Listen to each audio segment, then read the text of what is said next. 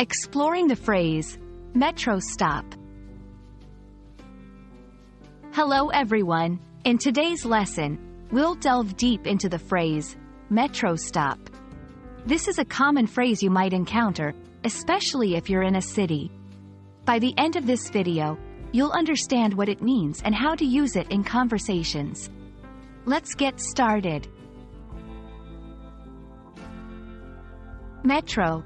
Metro is short for metropolitan, and it usually refers to an underground or elevated train system in cities.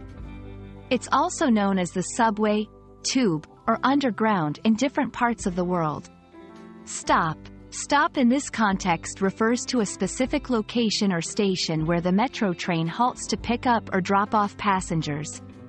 So, when combined, Metro Stop refers to a particular station or halt point in the metro rail system.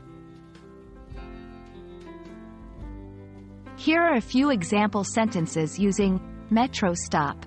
1. The museum is just 2 blocks away from the nearest metro stop. 2. How many metro stops are there between the airport and the city center?